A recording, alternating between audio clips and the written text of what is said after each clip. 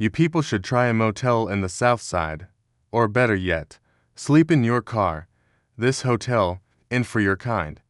That's what Helen Foster, standing behind the polished granite check-in desk at the Horizon Grand Hotel in downtown Atlanta, said, with a smirk as she leaned across the counter. She wasn't whispering. She wanted others to hear, and they did. Right behind Ava Monroe stood her 10-year-old son, Liam, eyes wide, holding her hand, trying to understand why this woman, dressed in a crisp blazer with a name tag and corporate smile, was suddenly so full of venom. What happened next unraveled fast. But before we take you through the 9 minutes that turned a routine hotel visit into a viral reckoning, let me ask, where are you watching from? Drop it in the comments below, because what you're about to hear, you might have seen in your own life. And if you believe in accountability, fairness, and standing up when it counts, go ahead and hit that like button and subscribe so you never miss these true stories that expose what too many try to hide. This one's going to stay with you. It started when Ava Monroe, a 45-year-old black businesswoman, blazer, jeans, no makeup, calm and composed, walked into the Horizon Grand just after 7:11 p.m., her son Liam beside her, in shorts and a Spider-Man t-shirt, chattering excitedly about the pool. She'd called earlier to book one of the hotel's premium VIP suites as the treat for Liam's birthday weekend. Atlanta was her hometown. The Horizon Grand, one of the flagship properties of Horizon Hospitality, a company where Ava so happened to own 25% of the entire operation, making her the third largest shareholder. But in that lobby, no one asked who she was. They looked at her skin, her clothes, her son, and decided, "You can't afford that suite," Helen said flatly, looking Ava up and down without a trace of shame. Ava raised an eyebrow, pulling up her phone with the booking confirmation. "I already reserved it." Helen didn't bother glancing at the screen. "Then the system's wrong. Try someplace else." From the side, another woman, Grace Walton, a second front desk clerk, added under her breath, but loud enough to sting, "Try a slum motel. This isn't for you." Liam's hand tightened around Ava's. He looked up at her, confused, his voice small. "Mom, why are they being mean?" Before Ava could even answer, a guest stepped forward from the side. Victor Harding, white, silver-haired, with the entitlement of someone who thought he owned the air in the room. "Get them out," he said, as he slipped a folded bill across the counter to Helen, $200 in cash. "They don't belong here." Helen didn't hesitate. She took the money, tucked it quickly into a drawer, then turned back to Ava with a newfound authority in her voice. "I'm asking you to leave, ma'am. Now." Ava blinked, stunned, but calm. "I'm here to book a suite. I'm not going anywhere." Brian Vance, the hotel manager, stepped out from the hallway and folded his arms. "We're responding to a guest complaint," he said coolly. "You're causing disruption." Ava opened her mouth, but before she could speak, another voice cut through the lobby. "Wait a minute. This is wrong." It came from Daniel Kim, a guest in a crisp white button-up, holding his phone up. "They're just trying to check in. I saw the whole thing." He tapped his screen, "and now I'm filming it." Moments later, the clip would hit X and TikTok with the title, "Black CEO and Son Kicked Out of Their Own Hotel." It had 1,000 views before Ava even left the lobby. Helen's tone sharpened. "You need to leave the premises immediately or we'll have security escort you." Grace scoffed, not even looking at them anymore. "This is a waste of everyone's time." Victor leaned against the counter, smug. "They don't fit here." That's when Security Officer Frank Miller, tall, stone-faced, walked toward them with slow, deliberate steps. Liam instinctively stepped behind Ava, his voice barely above a whisper. "Are we in trouble?" "No, sweetheart," Ava said gently, putting her arm around him. "They are a few feet away." Daniel Kim's phone screen showed the caption, "Horizon Grand's racism caught on video," in the background. A hotel intern named Nina Patel looked visibly shaken. She whispered something to the woman beside her, Claire Jacobs, Ava's assistant, who had just arrived and was already dialing the branch director. Thomas Grant. Hold on, Claire said firmly. He's on his way. Ava turned back to the counter. I'm booking the VIP suite under my name, with a valid reservation. Helen rolled her eyes. Not anymore. It's been flagged. Invalid payment method. That was a lie. Victor's money had shifted priorities. Daniel stepped forward. I heard her mutter, "They don't look rich. I caught it on camera." Grace shot a glare at him, but didn't deny it. Liam looked up again, this time braver. "Mom, they're wrong?" "Right." Ava nodded slowly, her eyes steady on the staff. "That's right, baby. We're not in trouble. They just don't know who they're dealing with yet." Around them, murmurs spread. Guests watched. A few quietly pulled out their phones. One woman, Julia Hayes, white, in her 40s, said aloud, "I've stayed here for years, and I've never seen anything like this." Nina stepped a little closer, voice trembling. "This isn't right," but the staff didn't back down. Instead, Helen began typing furiously at her keyboard, canceling Ava's reservation, right in front of everyone. Daniel's jaw dropped. She just deleted it. "I'm watching it happen." Frank, the security officer, took another step forward. Brian Vance, the manager, barked, "Escort them out." The room felt colder now. Liam didn't cry, he just held his mother's hand tighter, looking around at people who either watched silently or turned away. "I'm scared," he whispered. Ava didn't flinch. "Then stand right here with me, because we're not moving." Daniel's voice rang out again, louder this time. "This whole hotel is about to find out who she is." The air in the Horizon Grand lobby was thick with tension, the kind you could feel pressing on your chest. But Ava Monroe stood her ground, chin high, voice steady, one hand holding her son's, the other calmly tapping her phone. "You're refusing me service based on how I look," she said. Her words measured, calm like a storm held back. Helen Foster folded her arms. "We've asked you to leave. You're making other guests uncomfortable." Ava raised her voice just enough to be heard, but not enough to lose control. "No. I'm making you uncomfortable, and you don't get to hide that behind policy." Beside her, 10-year-old Liam tugged at her blazer, whispering, "Mom, can we just go?" Ava knelt beside him, brushing a hand across his curls. "Not today. Baby, we don't run from wrong, we stand in front of it." Around them, other guests had started to notice. A few took out phones, others whispered, but one man didn't whisper. Daniel, Kim, still filming, his voice loud and clear. "This is going viral. Y'all need to stop this." On his screen, the caption read, "VIP guest denied for not looking rich enough. Horizon Grand exposed." Next to him, Julia Hayes stepped forward, arms crossed. "They're just trying to check in. Let them stay," she said, loud enough for everyone to hear.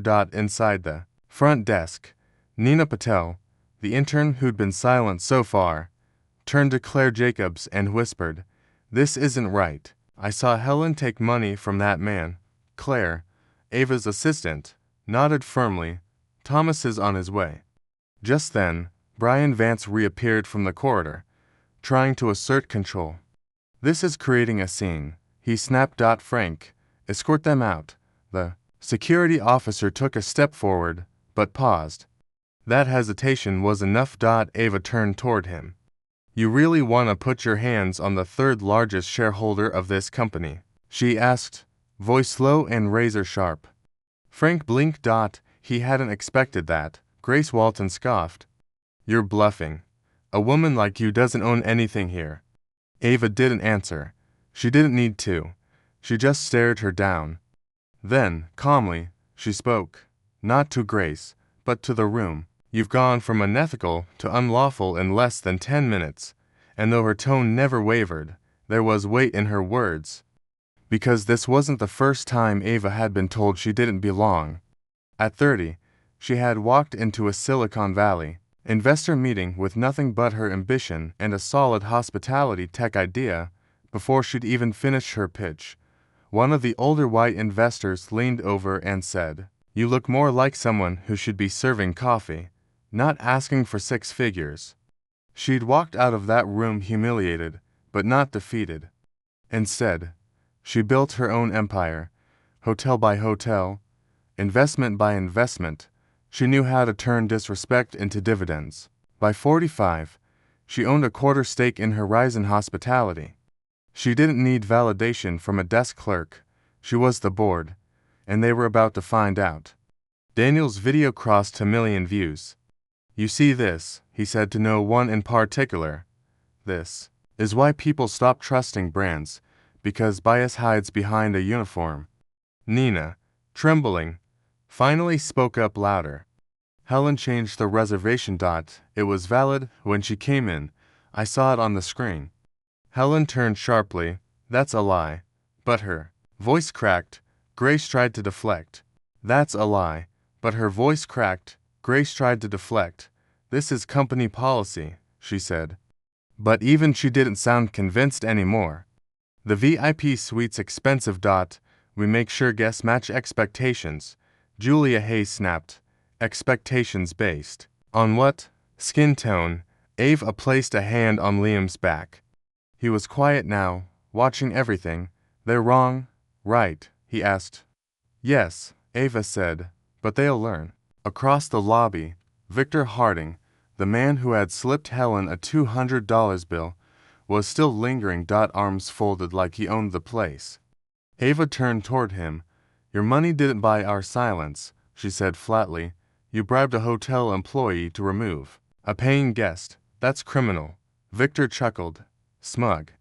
"Lady, you're reaching. No," Daniel interrupted. "You're slipping, and it's all on camera." At that, a small gasp spread through the lobby.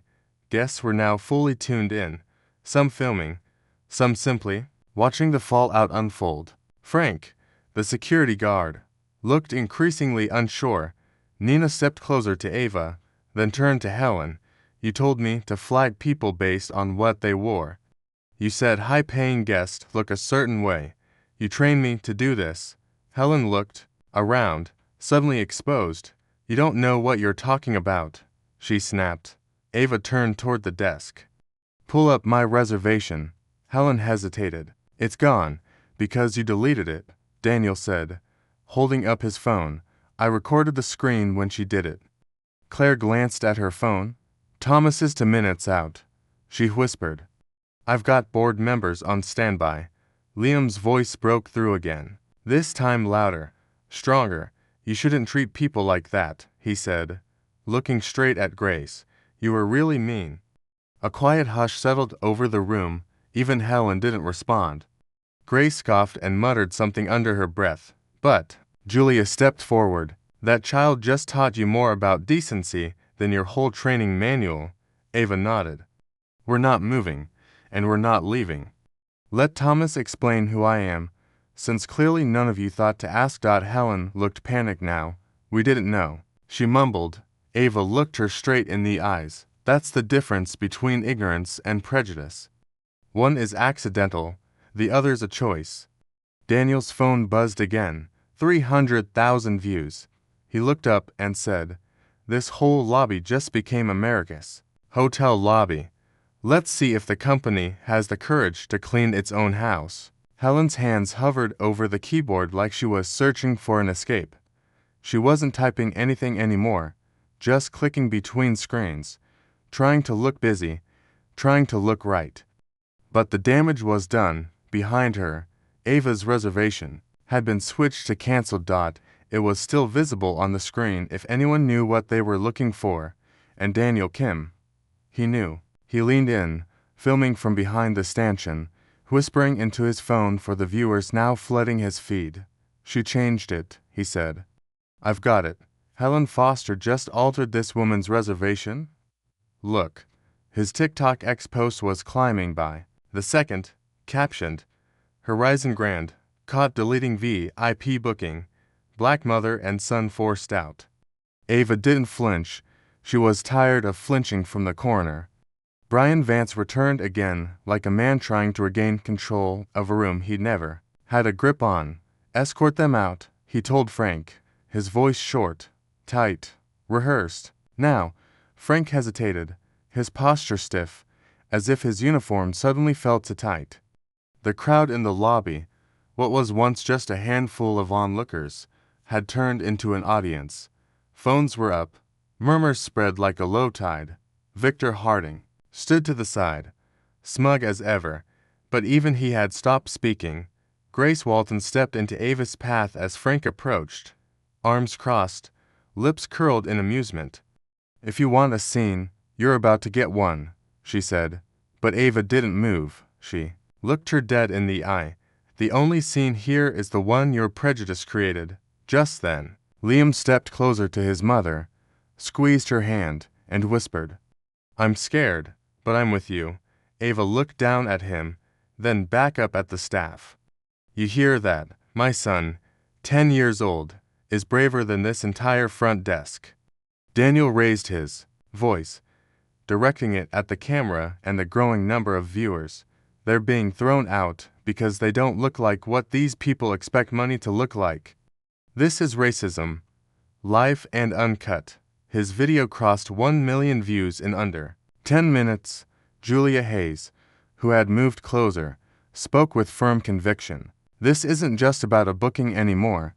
This is about dignity." Nina Patel, still trembling slightly, stepped around the counter. "I saw Helen take the bribe," she said, louder this time.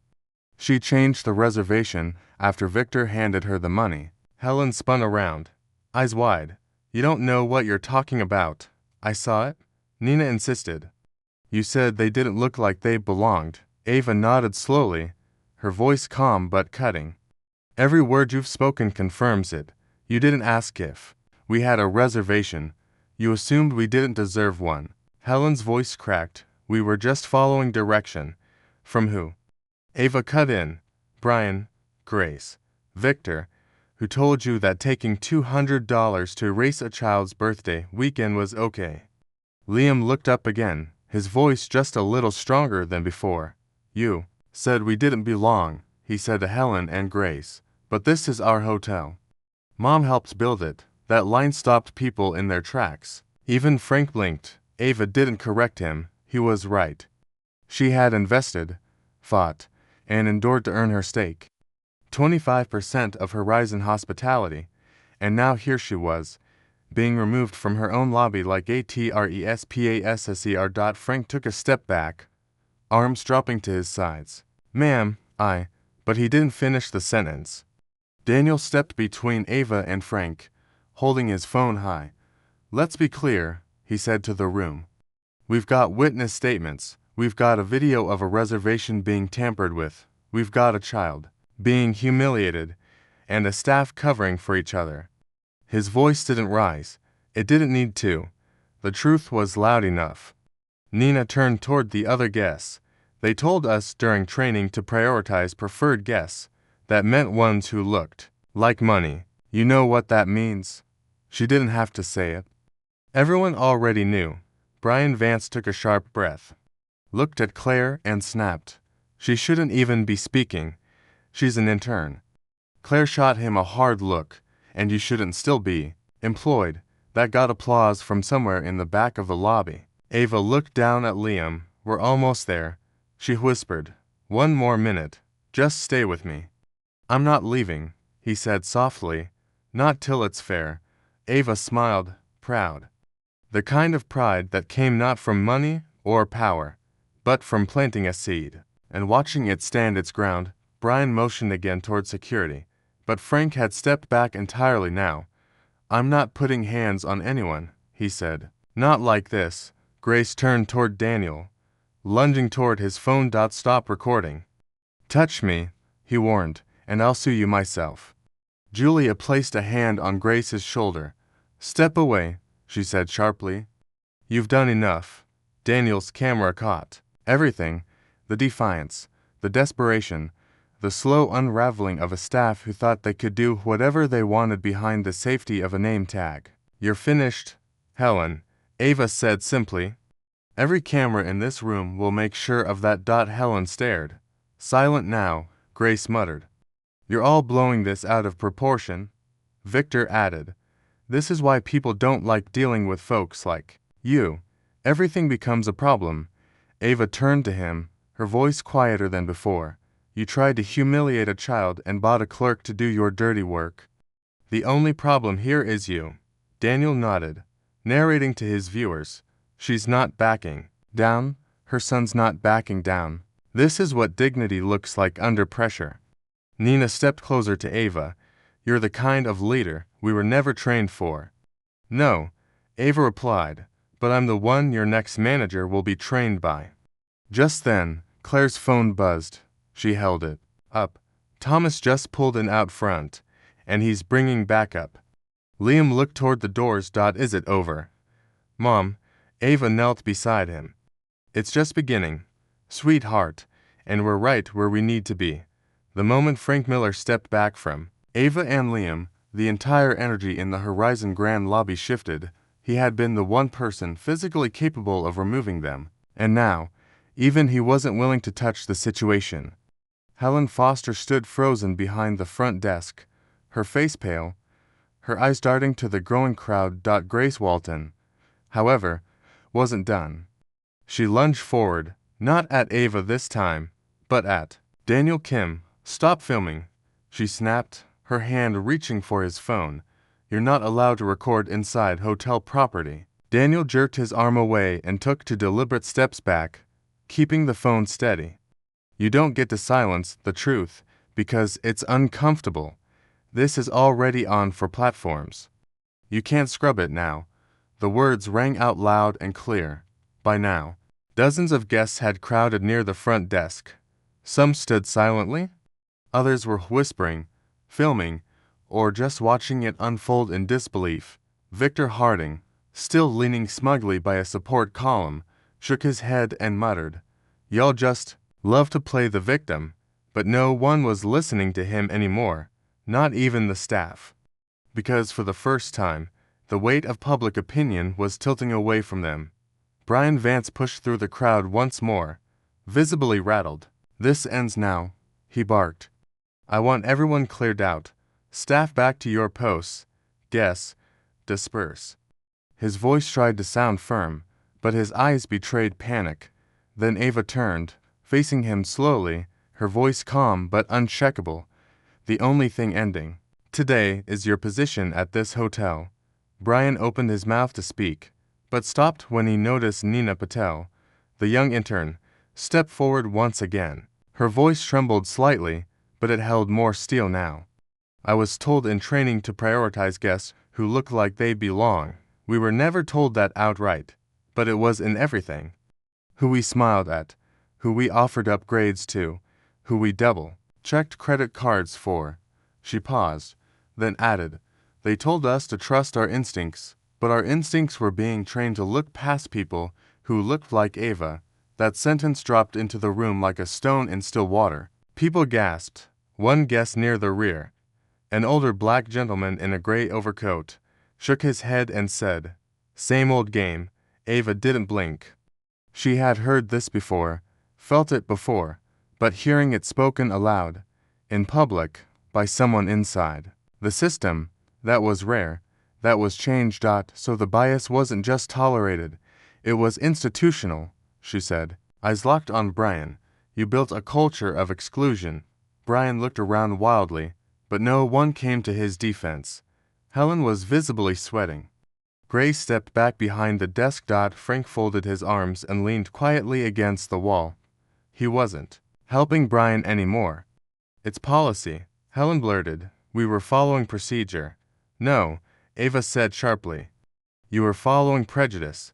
Don't hide behind a manual you chose to misread. Liam, still clutching his mother's hand, looked up and said, Why would someone train you to be unfair?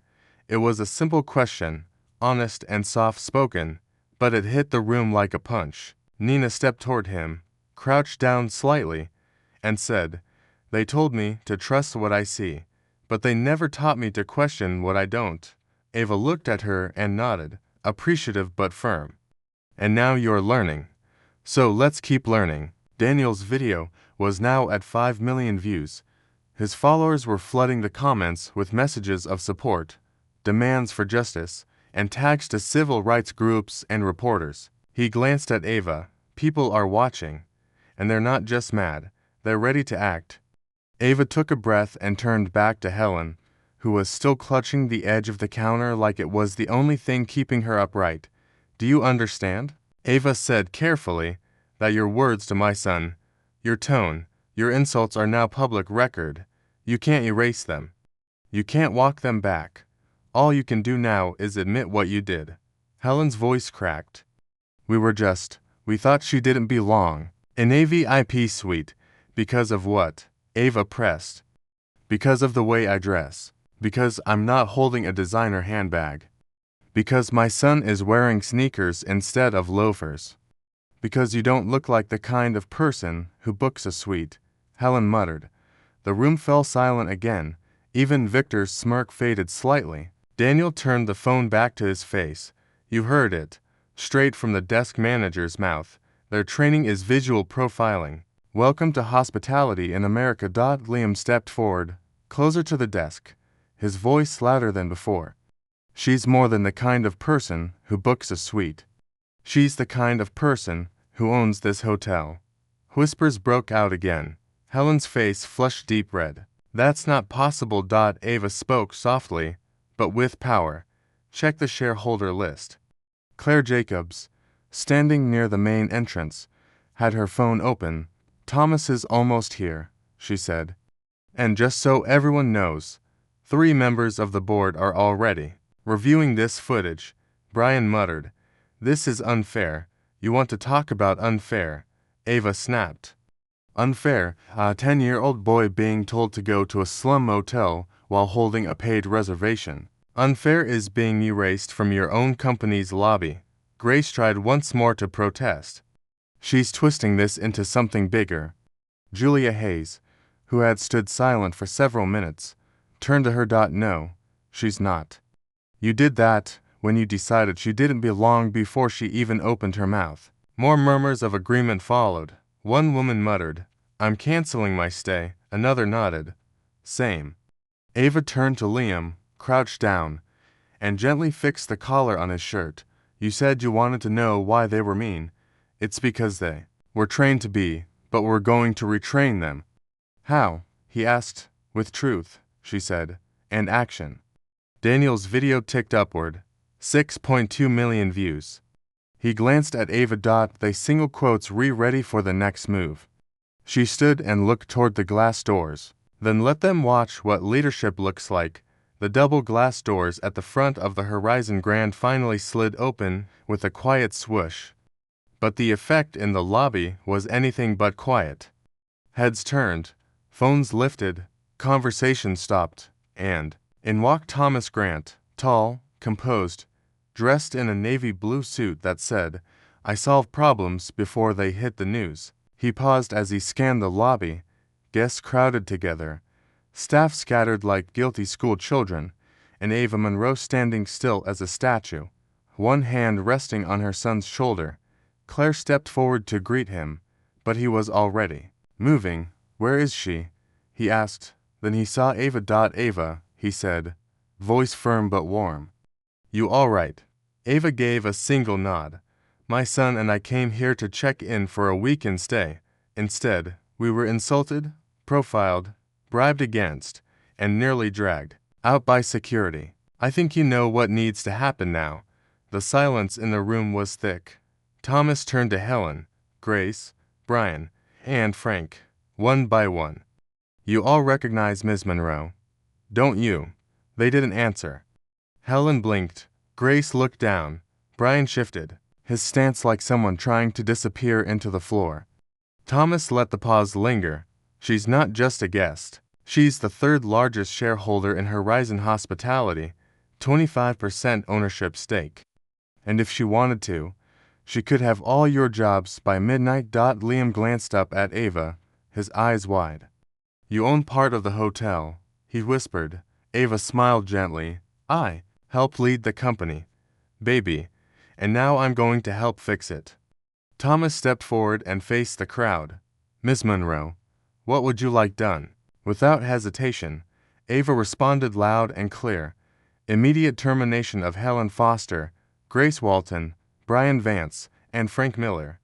Each one played a direct role in humiliating my son, violating policy, and compromising guest safety. Helen looked stunned. Please, Miss Monroe, we didn't know who you were. And you thought that excused the way you treated us, Ava replied, her voice steady. I'm not asking for an apology. I'm demanding accountability. Grace stepped forward, desperate now. We're just doing what we were trained to do. Prioritize premium guests.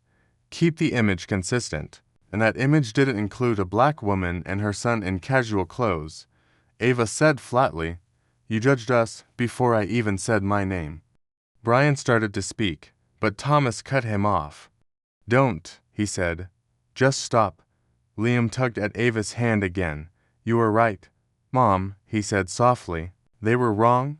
Thomas turned to Claire. Can you get Diane Crowley, Peter Sterling, and Evelyn Reed on the phone? Claire nodded. Already dialing. They're expecting your call. Helen stumbled over her words. We thought we were protecting the brand. Ava looked her straight in the eye. You were destroying it, and now the whole country knows it. Daniel's phone vibrated again.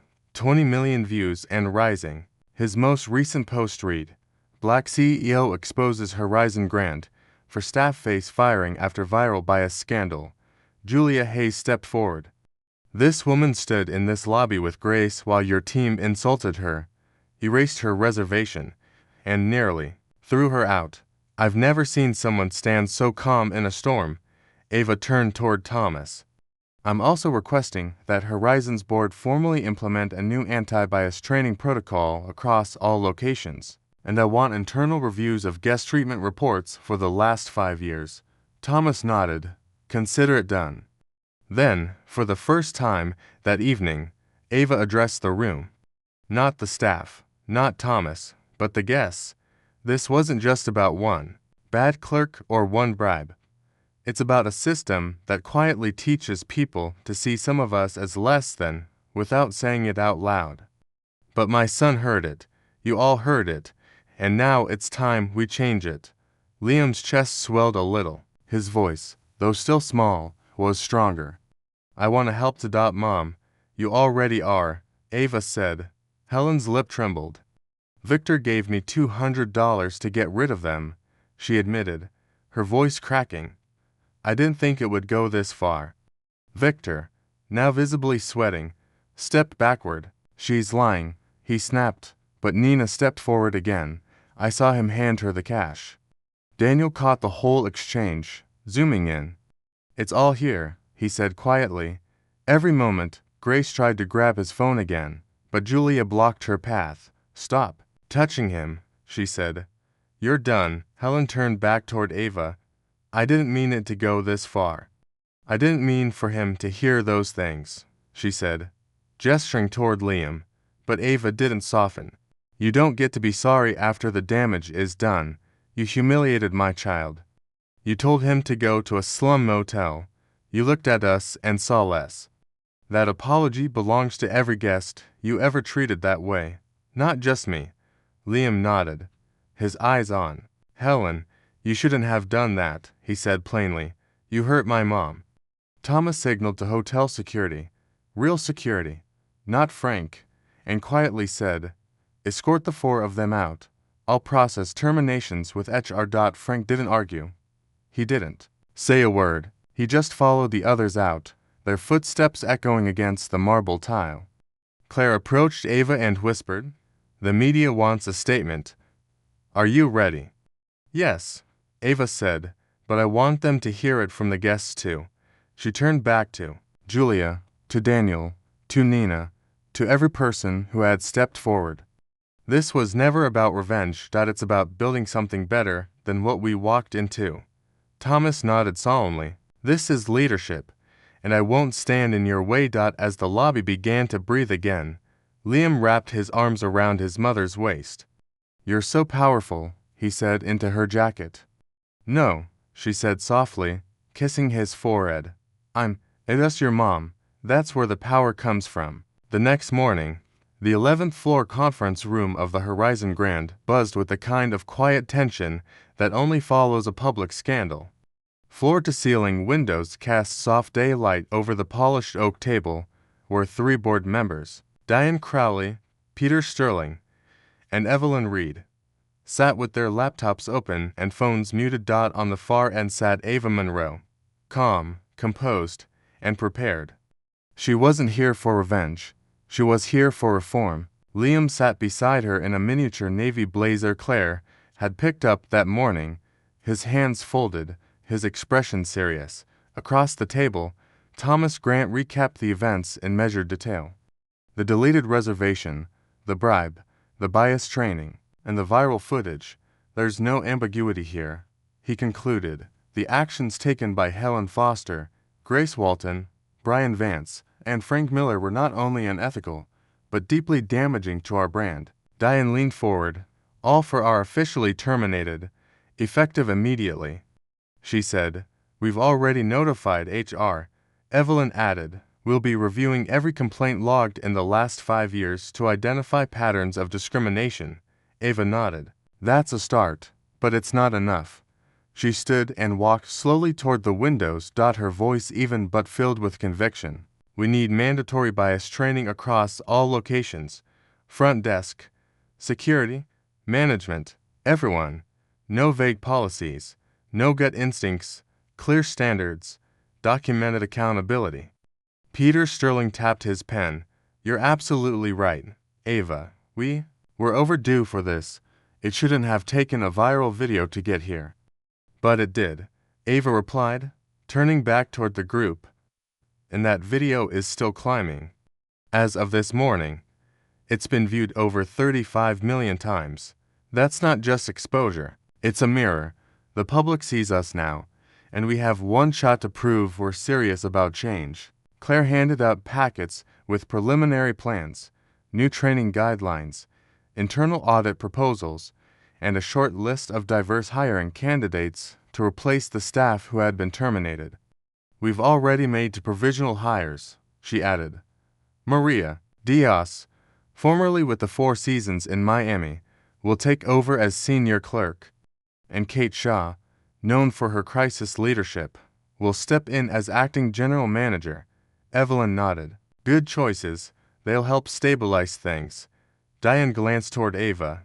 We'd also like you to oversee the roll-out of this reform initiative, company-wide, not just at this property. Ava hesitated, then smiled faintly. I accept, but I want it named. Plainly, Horizon Equity Initiative. This isn't optics, it's repair, Liam whispered. Mom, you're really changing everything. We're changing it. She whispered back. You helped start this. Daniel Kim's video was playing silently on a screen behind them, captions scrolling beneath his narration. Ava's quote, "You judged us before. I even said my name," was now one of the top trending audio clips on social media. Thomas turned toward the group. Guests from yesterday have been offered written apologies and complimentary room upgrades. We're coordinating a press statement to be released by 5 p.m. We'll also make sure the intern, Nina Patel, is supported, Ava added. She risked her future to speak the truth. That should be rewarded, not punished. Everyone nodded in agreement. Liam reached for a glass of water and said, She was brave like you. Mom, she was brave like us, Ava corrected gently. But just as the room began to settle, Claire stepped back into the conference room holding a folder, her expression unreadable. I just came from Brian Vance's old office, she said. This was left in his drawer. She handed the folder to Thomas, who flipped it open, and read silently, his eyebrows lifted. Then he passed it to Diane, who read aloud. To maintain visual brand alignment, prioritize assistance and upgrades to guests with high income indicators. If uncertain, use discretion to protect Horizon's image. She looked up slowly. This was an internal memo, dated 3 months ago. Evelyn sat back, stunned. He formalized discrimination. Peter's voice was tight. This memo was never brought to the board. It's a lawsuit waiting to happen. Ava took the paper and stared at it for a long moment. This isn't a mistake. This is a system working exactly as designed. She handed the memo to Claire. Have legal start a full review. We need to know how far this goes, and we need to make this public. Quiet fixes aren't enough anymore. Liam tugged on her sleeve. That's not fair, he said. A paper told them to be mean. Ava nodded. And now we're going to write a new one. Diane folded her hands together. This memo changes everything. It shows intent, not just behavior. Evelyn stood and crossed her arms. We have to disclose this. If we try to bury it, we're complicit. Ava's voice was steady. Then we don't bury it, we shine a light on it. The world already saw what happened in that lobby. Now they deserve to see what happens behind closed doors. Daniel Kim posted a still photo of the memo later that afternoon, adding the caption, "This wasn't a one-time mistake. It was policy. Horizon has a reckoning ahead." Within minutes, his post exploded. Thomas turned back to Ava. This company is going to be different because of you, because of us, she said. This isn't about one person. It's about everyone who's ever been made to feel small at the front desk. Liam reached across the table for her hand. We're making it fair. Right, that's the plan, Ava said. And we're not stopping here. 3 months later, on a crisp September morning, the boardroom at Horizon Hospitality's Atlanta headquarters felt entirely different from the one Ava had walked into that summer. Gone was the tension. In its place was something far more lasting: structure, accountability, and a quiet sense of momentum. Ava Monroe sat at the head of the table, not just as a shareholder, but now officially appointed as Horizon's executive director of equity and guest experience, a title she'd never asked for, but one the board insisted she hold after the reforms she led swept through the company like a long overdue tide. Liam sat beside her again, older in spirit, if not in age, flipping through his school notebook where he had started jotting ideas for what he called a fairness rule book for hotels. Behind them, a new sign hung on the wall: Horizon Equity Initiative, every guest, every time. The company had rolled out comprehensive bias training across all properties. Guest complaints were now handled by a third-party audit team. Hiring practices had been rewritten from the ground up, and internal compliance reports were public. Ava had seen change before, but never at this scale, never with this much backing. And it hadn't come from lawsuits or threats. It had come from standing still in truth and letting decency speak louder than outrage. Daniel Kim's video had topped 50 million views by then, reshared by media outlets, civil rights groups, and everyday viewers who said they saw themselves in Liam's eyes and Ava's calm. Hospitality transformed, the caption read, and for once, it wasn't an exaggeration. Guests who had been present that night sent in thank you letters. Employees from other branches wrote emails saying they finally felt seen. One manager from Chicago said, "We didn't know how broken it was until she fixed it." But not everyone had moved on. That afternoon, as Ava and Liam stepped into the Horizon Grand Lobby to meet with a new team of hires, a familiar voice cut through the air: "You ruined everything."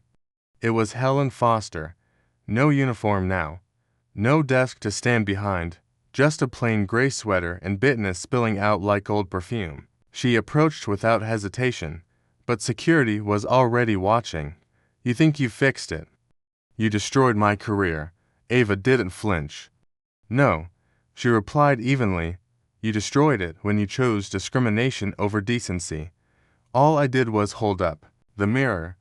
Liam stood a little closer to his mother, but this time there was no fear in his eyes, just understanding. Security stepped forward, asking Helen to leave. As she was escorted out, she shouted over her shoulder, "I hope it was worth it." Ava didn't respond, not with words. She turned back toward the reception desk, where a young Latina clerk named Maria smiled and greeted a guest in a wheelchair without hesitation, offering him complimentary assistance with his bags and room selection. Ava nodded to herself. Yes, it was worth it. In the weeks that followed, Horizon's reform model was shared across the industry. A hospitality trade group invited Ava to speak at a national conference, and most moving of all, Liam was asked to speak at a youth leadership summit hosted at his school. He stood in front of his classmates, holding a photo of the Horizon Grand's front desk, and said, "That's where I learned fairness, in always free. But my mom taught me you still stand for it, even if your voice shakes." Ava, sitting in the back, blinked hard to keep from tearing up. Back at Horizon headquarters, Evelyn Reed led oversight on new complaint reviews. Diane Crowley oversaw an ethics hotline where even entry-level employees could report concerns without fear. Daniel Kim kept telling stories too, his feed now dedicated to spotlighting everyday people who stood up in moments that mattered. One of his most watched clips was still the moment Liam said, "You were mean to us, but Mom's in charge." The quote had been printed on a t-shirt, worn by guests, worn by staff. It had become a quiet motto for the movement. Then, just as the dust seemed to finally settle, an anonymous whistleblower submitted documents showing that Brian Vance and several other regional managers had ignored internal complaints about racial bias for years. Emails, reports, and flagged training surveys buried in digital drawers. Ava read through every page with steady eyes. "No more silence," she said. "No more hiding." The board unanimously approved a second audit, this time external. As for Liam, one evening as they left a long meeting, he looked up and asked, "Do you think it's really better now?" Ava wrapped an arm around him and said, "It's not perfect, but it's moving." And we're steering. That night, she posted a short message online, simple but powerful. Change doesn't start at the top. It starts when someone refuses to be pushed to the bottom.